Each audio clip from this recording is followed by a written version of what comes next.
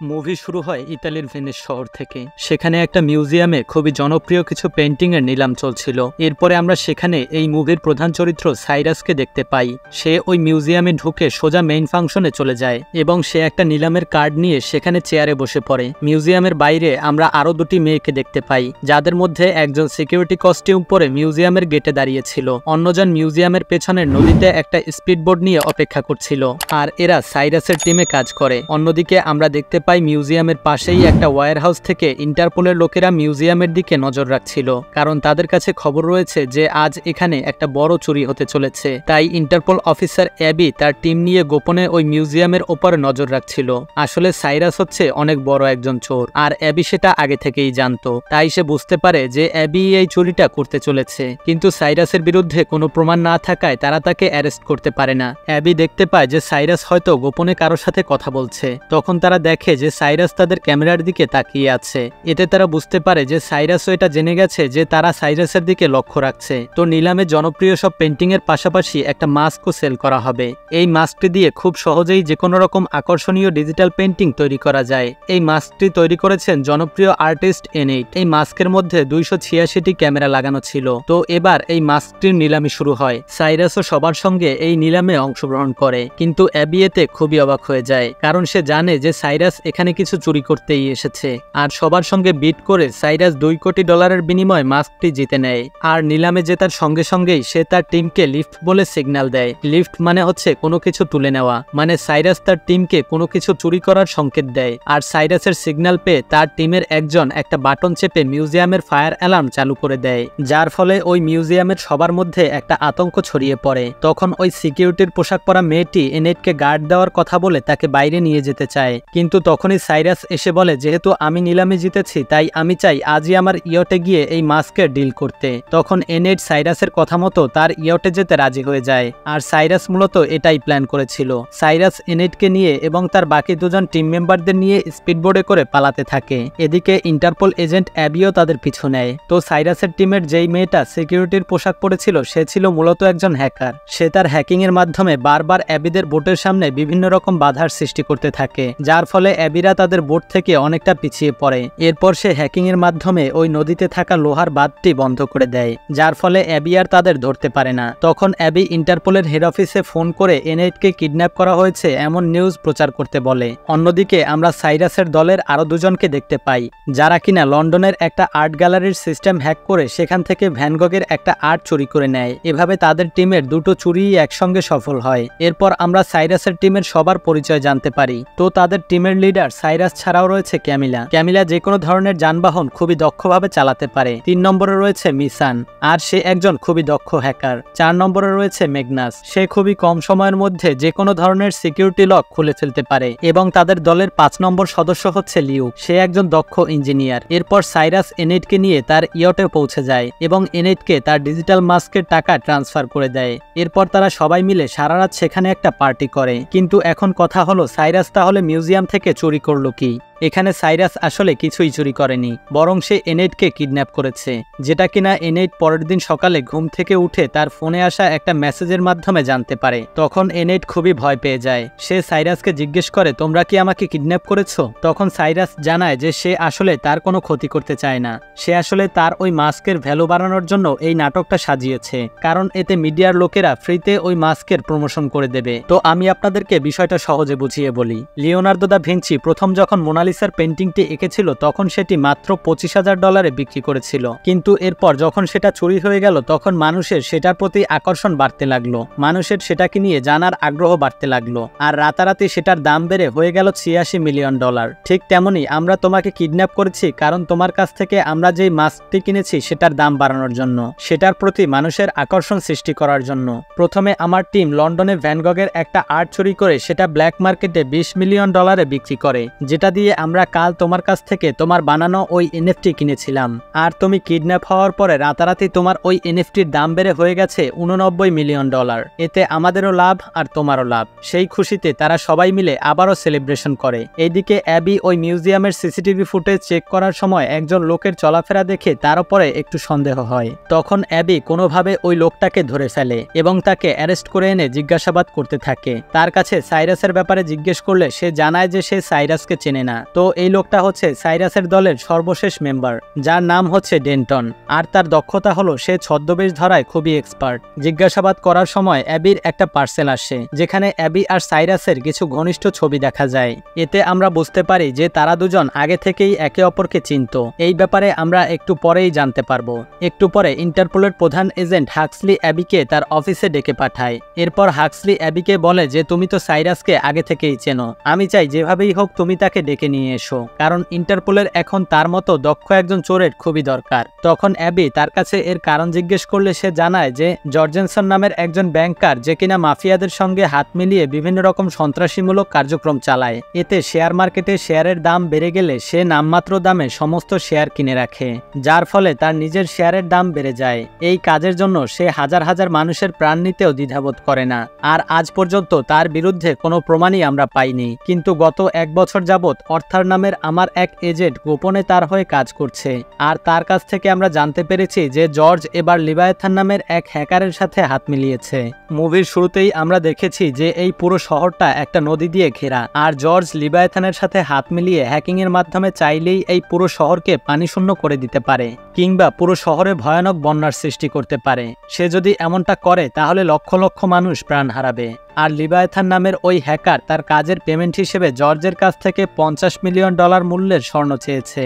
এবং আমরা জানতে পেরেছি যে জর্জ 17 দিনের মধ্যে ওই স্বর্ণগুলো লন্ডন থেকে সুইজারল্যান্ডের জুরিক শহরে ওই হ্যাকারের কাছে ট্রান্সফার করবে।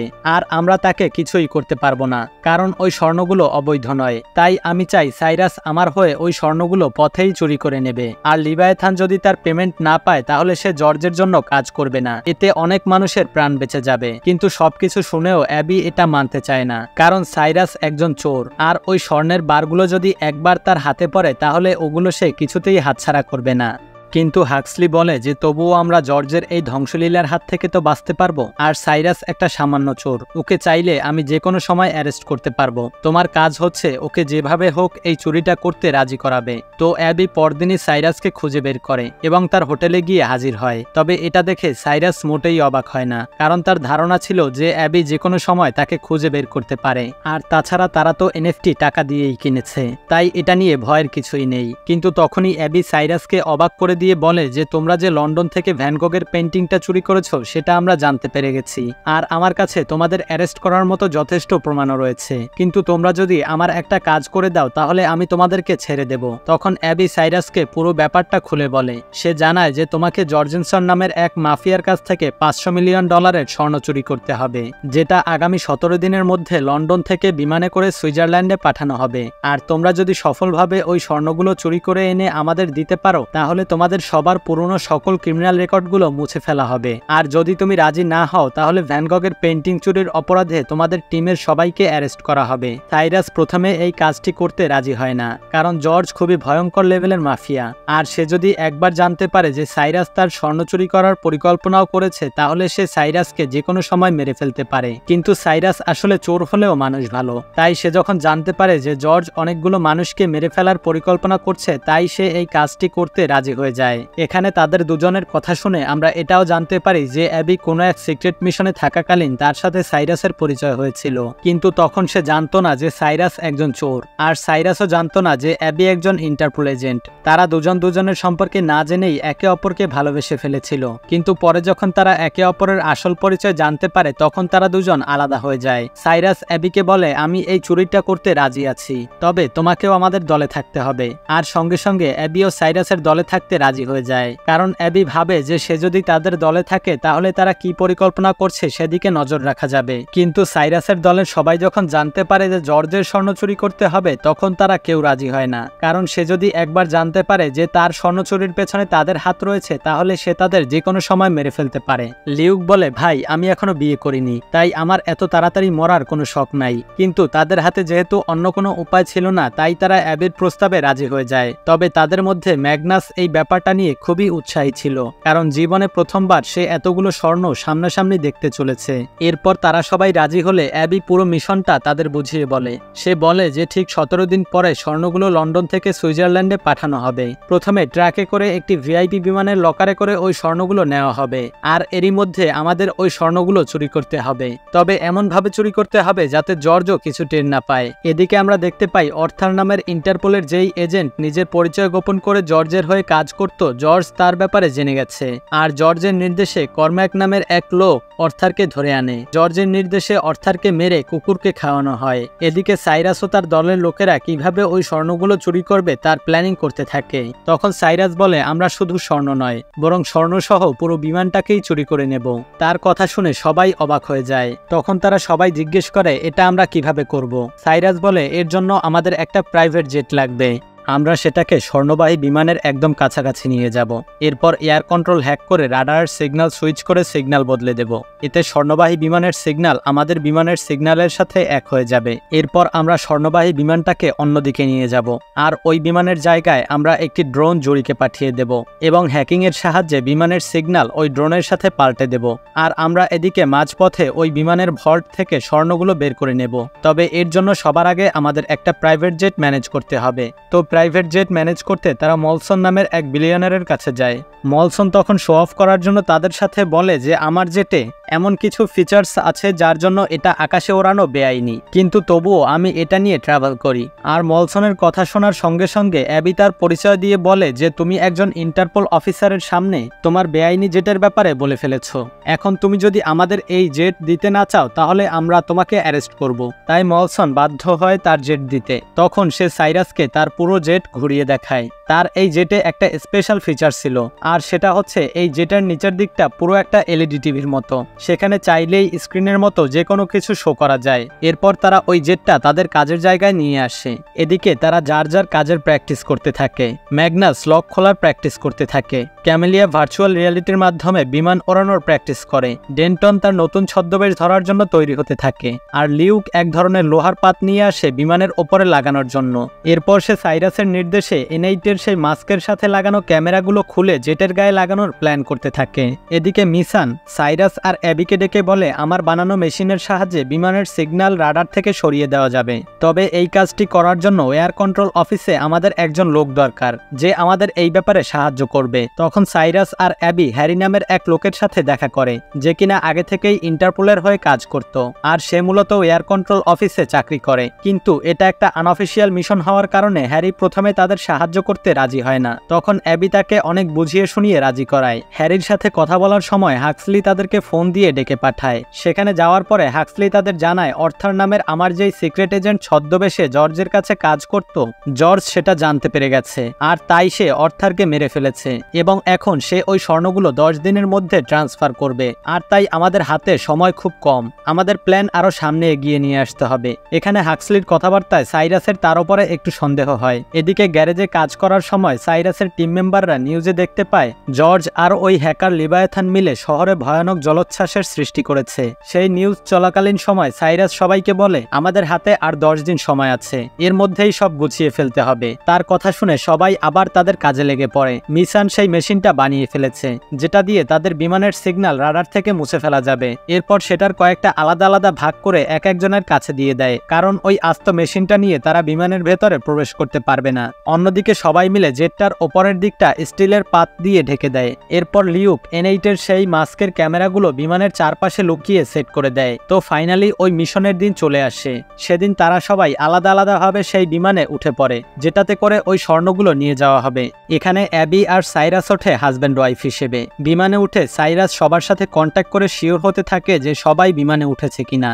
কিন্তু লিউকের সাথে কন্ট্যাক্ট করলে সে জানায় যে সে এই মিশনে থাকবে না, কারণ এটা তার কাছে খুবই রিস্কি মনে হচ্ছে। সাইরাস বুঝতে পারে যে লিউক খুবই ভয় পেয়েছে। লিউক আসবে না শুনে অ্যাবি খুবই ভয় পেয়ে যায়, কারণ মিশনের জন্য বানানো মেশিনের একটা অংশ তার কাছেও ছিল। তখন সাইরাস মিশানকে জিজ্ঞেস করে যে লিউক না আসলে তাদের কোনো ক্ষতি হবে কিনা, কিন্তু মিশান জানায় যে সে না আসলে তেমন বড় কোনো ক্ষতি হবে না। এদিকে মিশান বিমানের মধ্যে থাকা জর্জের লোকেদের ওপর নজর রাখতে থাকে আর সবাইকে তাদের ব্যাপারে সাবধান করে দেয়। এদিকে জেটের দায়িত্ব দেওয়া হয় ক্যামিলাকে। সে জেটে উঠে সব ঠিকঠাক করে সাইরাসদের বিমানের দিকে যেতে থাকে। সাইরাসদের বিমান যখন পুরোপুরি আকাশে লেভেল হয়ে যায় তখন সবাই একে একে ওয়াশরুমে গিয়ে মেশিনের পার্টসগুলো রেখে আসে। এরপর সবশেষে অ্যাবি ওয়াশরুমে গিয়ে মেশিনটা যখন সেট করে উপরে রাখতে যাবে তখনই সেটা তার হাত থেকে পড়ে ভেঙে যায়। এদিকে ক্যামিলা ততক্ষণে জেট নিয়ে সাইরাসদের বিমানের সাথে লিঙ্ক করে দিয়েছে, যার ফলে এয়ার কন্ট্রোলের রাডারে একই জায়গায় দুটো বিমান দেখাতে থাকে। এটা দেখে কন্ট্রোল রুমের একজন মহিলা তার সিনিয়রদেরকে রিপোর্ট করতে যাচ্ছিল, কিন্তু হ্যারি ওই মহিলাকে তার কথার জালে ফাঁসিয়ে কিছুক্ষণ আটকে রাখে। অ্যাবির এত দেরি হচ্ছে দেখে সাইরাস ওয়াশরুমে যায় চেক করতে, আর সে গিয়ে দেখে যে অ্যাবির হাত থেকে মেশিনটা পড়ে ভেঙে গিয়েছে। তাই সে অ্যাবিকে শান্ত করে তারা দুজনে মিলে মেশিনটা ঠিক করার চেষ্টা করে, আর কোনোভাবে সাইরাস মেশিনটা ঠিক করে অ্যাক্টিভ করে দেয়, যার ফলে ক্যামিলার বিমানটা রাডার থেকে গায়েব হয়ে যায়। অন্যদিকে কন্ট্রোল রুম থেকে হ্যারি বিমানের পাইলটের সাথে যোগাযোগ করে বলে সাইবেরিয়ার আবহাওয়ার অবস্থা খুব খারাপ, তাই তারা যেন তাদের বিমানটা নিকটবর্তী অন্য একটা এয়ারপোর্টে ল্যান্ড করে। নির্দেশনা পেয়ে পাইলট বিমানটাকে নিকটবর্তী অন্য একটা এয়ারপোর্টের দিকে ঘুরিয়ে নেয়। তো সবকিছু ঠিকঠাক হয়ে যাওয়ার পর সাইরাসরা তাদের প্ল্যানের দ্বিতীয় অংশ বাস্তবায়ন করতে থাকে। ডেন্টন একজন অসুস্থ ব্যক্তির অভিনয় করে একজন এয়ার হোস্টেসকে ডাক দেয় এবং এই সুযোগে সে ম্যাগনাসকে একটা অক্সিজেন সিলিন্ডার দিয়ে দেয়, যেটা সে নিজের সঙ্গে এনেছিল একজন অসুস্থ ব্যক্তি হিসেবে। ম্যাগনাস সেটা নিয়ে সোজা বিমানের ভল্টের কাছে চলে যায়। এরপর আগুনের তাপ দিয়ে সে ওই ভল্টটা খোলার চেষ্টা করে। বিমান অন্যদিকে ঘুরতে দেখে জর্জের লোকদের একটু সন্দেহ হয়। তারা তখন তাদের ব্যাগ থেকে বন্দুকের পার্টস বের করে, যেগুলো তারা আলাদা আলাদা করে এনেছিল। এরপর সেগুলো তারা সেট করে বন্দুক বানিয়ে নেয়। সাইরাস বুঝে যায় যে তারা ধরা পড়ে গিয়েছে, তবে ভল্ট খুলতে ম্যাগনাসের আরও সময় লাগবে। তাই ম্যাগনাসকে আরেকটু সময় দিতে সাইরাস ও অ্যাবি জর্জের লোকেদের সাথে ফাইট করতে শুরু করে, কিন্তু তারা খালি হাতে তাদের সামনে বেশিক্ষণ টিকতে পারে না, যার ফলে এক পর্যায়ে জর্জের লোকেরা সাইরাসদেরকে গান পয়েন্টে নিয়ে নেয়। আর বিমানটি ততক্ষণে কাছের একটা এয়ারপোর্টে পৌঁছে গিয়েছে। সেখানে ছোট্ট রানওয়েতে পাইলট অনেক কষ্টে তাদের বিমানটাকে ল্যান্ড করায়, আর সেটার পেছনে ক্যামিলা তার জেটটাকেও ল্যান্ড করায়। এদিকে আমরা দেখতে পাই ততক্ষণে ম্যাগনাস ভল্ট খুলে ফেলেছে, কিন্তু ওখানে জর্জের লোকেরা এসে ম্যাগনাসকেও গান পয়েন্টে নিয়ে নেয়। ম্যাগনাস সাইরাসকে বলে সে আরেকটুর জন্য স্বর্ণগুলো সরিয়ে ফেলতে পারেনি। এদিকে জর্জের লোকেরা তাকে ফোন করে জানায় যে কেউ একজন তার স্বর্ণের বারগুলো চুরি করার চেষ্টা করেছে। সে তার লোকেদের নির্দেশ দেয় তারা যেন 1 ঘন্টার মধ্যে স্বর্ণসহ ওই লোকগুলোকে নিয়ে তার ম্যানশনে পৌঁছায়। নির্দেশনা পেয়ে জর্জের লোকেরা অ্যাবি, সাইরাস আর ওই স্বর্ণের বারগুলো নিয়ে ক্যামিলার জেটে উঠে পড়ে। ক্যামিলা তাদেরকে বলে যে এত ভারী জিনিস নিয়ে এই জেট ঠিকঠাকভাবে উঠতে পারবে না, কিন্তু তবুও তারা জোর করে সেই বক্স জেটে তোলে। তখন ক্যামিলা সাইরাস আর অ্যাবিকে সিগন্যাল দেওয়ার জন্য ইচ্ছে করেই জেটটা একটু উল্টোপাল্টাভাবে উড়ায়। আর এটা বুঝতে পেরে সাইরাস এবং অ্যাবি তাদের সিট বেল্ট পরে নেয়। এরপর ক্যামিলা তার হাতের খেলা দেখাতে শুরু করে। সে জেটটাকে বিভিন্ন অ্যাঙ্গেলে এমনভাবে ওড়াতে থাকে যার ফলে জেটের ওপরে লাগানো স্টিলের পাতগুলো খুলে যেতে থাকে। এতে তাদের জেটটা আবারও রাডারে দেখা যায়। অন্যদিকে আমরা হাক্সলিকে দেখতে পাই সাইরাসরা স্বর্ণগুলো নিয়ে এখনো না পৌঁছানোর কারণে সে খুবই চিন্তিত হয়ে পড়ে। তখনই একজন লোক এসে তাকে জানায় জর্জের লোকেরা তাদের আটক করে ফেলেছে এবং তারা স্বর্ণের বার ও সাইরাসদেরকে নিয়ে জর্জের ম্যানশনের দিকে যাচ্ছে। এটা শুনে হাক্সলি বলে যে করেই হোক ওই স্বর্ণগুলো হ্যাকারদের হাতে পৌঁছানো থেকে আমাদের আটকাতে হবে। তাই সে তখন সাইরাসদের জেটের পেছনে দুটো ফাইটার জেট পাঠিয়ে দেয় আর বলে যে তাদের জেট থেকে যদি কোনো রকম রেসপন্স না আসে তাহলে যেন সেটা ফায়ার করে ধ্বংস করে দেয়। কিন্তু তারা সবাই জর্জের লোকেদের গান পয়েন্টে থাকার কারণে কোনোভাবেই ওই এয়ারফোর্সের সাথে কন্ট্যাক্ট করতে পারছিল না। তাই সে অ্যাবির সাহায্যে বিমানের নিচে থাকা এলইডি স্ক্রিনে লিখে সিভিলিয়ানদের হোস্টেজ করে রাখা হয়েছে। আর তখন ক্যামিলা পুরোপুরি বিমানটাকে উল্টে দেয়। মেসেজ দেখে এয়ারফোর্সের লোকেরা বিমানে ফায়ার না করে সেখান থেকে চলে যায়। এদিকে বিমানের মধ্যে এখনো জর্জের লোকেদের সাথে সাইরাসদের ফাইট চলছে। আর অন্যদিকে জর্জের কাছ থেকে স্বর্ণের বার বুঝে নিতে হ্যাকার লিভায়াথান সেখানে আসে। আর লিভায়াথান জর্জকে থ্রেট দেয় যে তুমি যদি সময় মতো আমাদের স্বর্ণ বুঝিয়ে না দাও তাহলে আমরা হ্যাক করে তোমার সব ব্যাংক অ্যাকাউন্ট খালি করে দেব। সে আরো বলে আসলে ব্যাংকের টাকা চাইলেই যে কোনো সময় হ্যাক করে নিয়ে নেওয়া যায়, তাই আমরা স্বর্ণের মাধ্যমে লেনদেন করি। জর্জ তখন তাকে বুঝিয়ে বলে যে সময় মতো তুমি তোমার স্বর্ণ পেয়ে যাবে। এদিকে সাইরাস জর্জের সব লোকেদের মেরে অজ্ঞান করে দিয়েছে, কিন্তু ফাইট করার সময় ক্যামিলা আবার তার হাতে ব্যথা পায়, যার ফলে সে জেটটা ল্যান্ড করাতে পারে না। তখন অ্যাবি আর সাইরাস মিলে অনেক কষ্টে কোনোভাবে জেটটাকে জর্জের ম্যানশনেই ল্যান্ড করায় আর স্বর্ণের বারের বক্সটা জর্জের সামনে পড়ে। সাইরাসরা বিমান থেকে বের হওয়া মাত্রই জর্জের লোকেরা তাদের গান পয়েন্টে নিয়ে নেয়। তখন সাইরাস লক্ষ্য করে যে বিমানের সঙ্গে এখনো একটা ক্যামেরা লেগে রয়েছে। এদিকে লিভায়াথানকে কেউ খবর দেয় যে এই দলের মধ্যে একজন ইন্টারপোল অফিসার অফিসার আছে, যার ফলে সে জর্জের সাথে তার ডিল ক্যান্সেল করতে চায়। তখন জর্জ রাগের বশে তাকে গুলি করে মেরে ফেলে এবং সে সাইরাসদের জিজ্ঞেস করে তাদের মধ্যে ইন্টারপোল অফিসারকে। তখন সাইরাস সামনে এগিয়ে আসে এবং বলে যে আমি ইন্টারপোল অফিসার। এটা শুনে জর্জ তাকে গুলি করতে যাবে, ঠিক তখনই সেখানে পুলিশ চলে আসে। আর জর্জ এখানে পুলিশের সামনে ভালো সাজার চেষ্টা করে। জর্জ পুলিশকে বলে যে এরা আমার বাসায় অ্যাটাক করায় আমি নিজেকে প্রোটেক্ট করছিলাম, কিন্তু সাইরাস এটা আগে থেকেই জানতো যে জর্জ এমনই কিছু একটা করবে। তাই সে মিসানকে ইশারা করে বিমানের গায়ে এখনো যে ক্যামেরাটা লেগে রয়েছে সেটার ভিডিও ফুটেজ বিমানের এলইডি অংশে চালু করতে বলে, যেখানে দেখা যায় জর্জ একটু আগেই লিভায়াথানকে গুলি করে মেরে ফেলেছে। এটা দেখে পুলিশ সঙ্গে সঙ্গে জর্জকে গ্রেফতার করে। এদিকে হাক্সলি তাদের বিমানটা ধ্বংস করার জন্য ফাইটার জেট পাঠিয়েছিল সেটা জানতে পেরে অ্যাবি হাক্সলিকে একটা ঘুষি মেরে চাকরি ছেড়ে দেয় এবং সেও সাইরাসের টিমের সাথে যোগ দেয়। এখন আপনারা হয়তো ভাবছেন সাইরাসের টিমের লোকেরা এত কষ্ট করেও কিছুই পেল না। আসলে এখানেই আসে এই মুভির সব থেকে বড় টুইস্ট। তো পরের দিন সাইরাস অ্যাবিকে নিয়ে তার টিমের সাথে দেখা করতে যায়। তখন সে অ্যাবিকে বলে এই মিশনের সবকিছুই হয়েছে আসলে আমার কথায়। হাক্সলি যে স্বর্ণের বারগুলো পেয়েছে সেগুলো আসলে সব নকল, কারণ ম্যাগনাস আসল স্বর্ণের বারগুলো আগেই সরিয়ে ফেলেছিল। আর এই জন্যই আমি বিমানে জর্জের লোকেদের সাথে ফাইট করেছিলাম, যাতে ম্যাগনাস কিছুটা সময় পায় ওই স্বর্ণের বারগুলো সরানোর জন্য।